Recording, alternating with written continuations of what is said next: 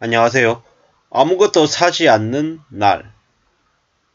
이 뉴스, 이 제목이 뭘 의미하는 거냐? 사는 것도 습관이다. 사지 않는 것도 습관이다. 라는 겁니다. 우리가 소비를 꼭 필요해서 한다라고 생각하지만 어쩌면 습관적으로 하고 있는 건 아닌가? 라고 되돌아볼 필요가 있다. 라는 말씀을 좀 드리고 싶은 거죠. 우리가 100만원, 1000만원, 1억 이렇게 투자를 해가지고 돈을 되게 많이 버는 거 이런 것들을 생각하죠. 근데 현실 세계에서 우리가 한 달에 투자를 해가지고 100만원을 모으는 게 100만원을 버는 게 쉽냐고요? 절대로 쉽지 않습니다. 많이 어렵습니다. 우리가 투자를 해가지고 수익을 얻는다라는 게 절대로 쉽지 않은데 우리가 벌어들이는 돈에서 얼마나 덜 쓰냐, 아끼냐, 이에 따라서 우리의 삶이 좀 괜찮아질 수 있냐, 잘 통제가 될 수 있냐, 이런 것들이 판가름 나지 않냐라는 생각을 하게 됩니다. 이래저래 우리가 좀 현명하게 소비를 할 필요가 있다 라는 이야기. 그러니까 좀 좋은 물건들을 합리적으로 산다. 그리고 이게 꼭 필요한지 안 필요한지를 정말 알려면 그 구매하는 걸 미루면 된다고 얘기하죠. 뭐냐? 오늘 필요하다고 생각했는데 미뤄서 내일이나 모레 만약에 산다라고 하면 정말 필요한 거면 며칠이 지나도 사겠죠. 근데 며칠이 지났는데 안 산다 이러면 어떤 거냐? 필요하지 않다라는 거죠. 물건이 적을수록 어쩌면 삶이 편안해지고 내 주변이 내가 생활하고 있는 주거 공간에서 정의적인 돈이 좀 더 수월하지 않겠냐 이런 거죠. 이거 꼭 사야 된다. 이런 것들 별로 어쩌면 안 중요할 수도 있다라는 거죠. 소비도 때가 있다. 정말 사고 싶었던 걸 안 사고 참았더니 굳이 안 사도 되는 거다. 필요 없더라. 이런 얘기들이 있더라는 거죠. 물건이 적으면 이사 갈 때는 정리정돈 하는 시간도 좀 적게 들 수 있다라는 거죠. 이래저래 간소하게 사는 마음이 필요하다라는 거죠. 식자재도 마찬가지고요. 식자재를 좀 적게 사면 냉장고 공간이 좀 여유가 생기는 거죠. 억지로 꽉꽉 채워야 한다는 생각보다 좀 적게 사고 적게 가지고 있으면 그게 어쩌면 훨씬 더 살아가는 삶에 좀 도움이 되더라는 거죠. 살 때는 좀 비싸게 사는 것도 어쩌면 괜찮을 수도 있다. 비싸게 사더라도 좀 오래 쓰는 게 현명할 수도 있다. 이런 생각도 들고요.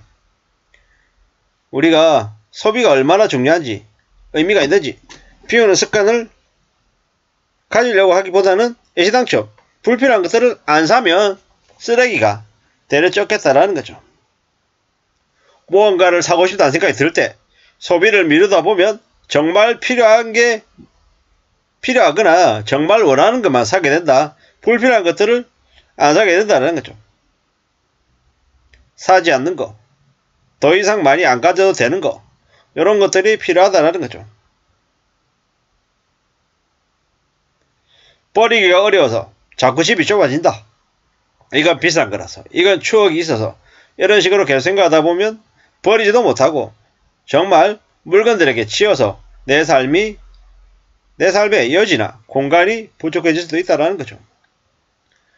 우리가 소비를 최대한 덜하고 아끼면 어떻게 된다? 경제적으로 좀 여유가 있을 가능성이 커지다라는 이야기죠.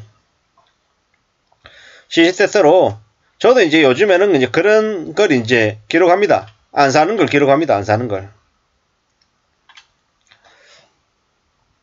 쇼핑을 하지 않는 거, 무분별한 소비를 반성하고 새롭게 활용할 것은 없는지 고민해보자.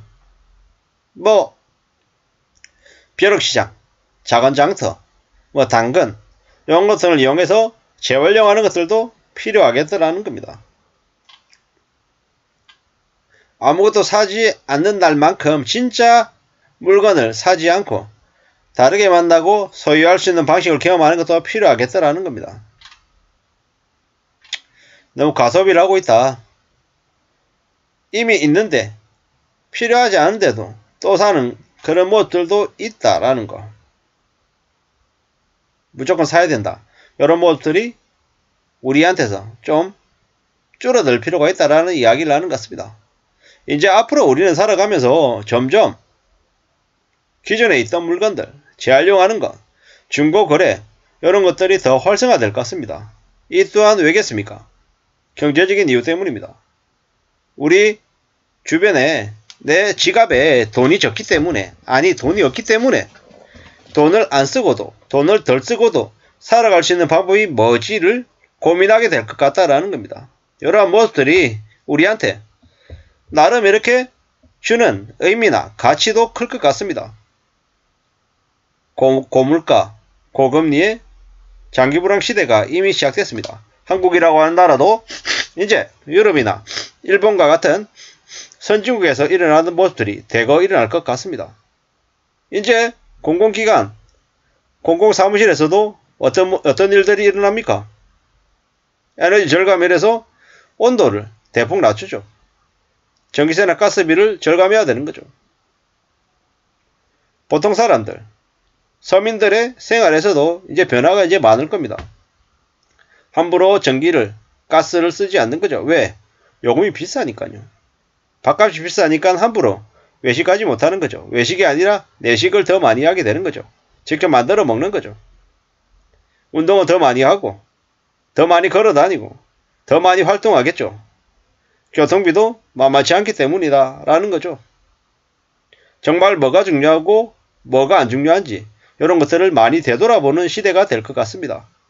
이제 과거에는, 기존에는 남들하고 비교하고 저 사람이 그랜저를 타고 다니면 나도 그랜저를 타고 다녀야 됐고, 저 사람이 해외여행을 가면 나도 해외여행을 가야지 이런 마음이었다라고 하면, 이제는요, 남들이 해외여행을 가든 그랜저를 타든 내가 버스 타는 게 맞다라고 하면 버스를 타는 거고요. 걸어 다니는 게 맞다라고 생각하면 걸어 다니는 거죠.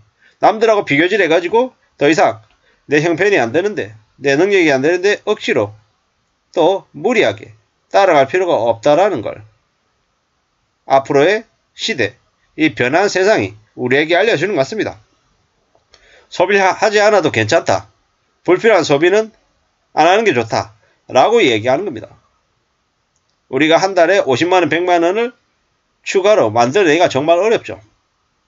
투자를 해서 수익을 내는 것도 더 어렵습니다. 하지만 한 달에 만원, 2만원, 3만원을 안 써서, 덜 써서 전체적인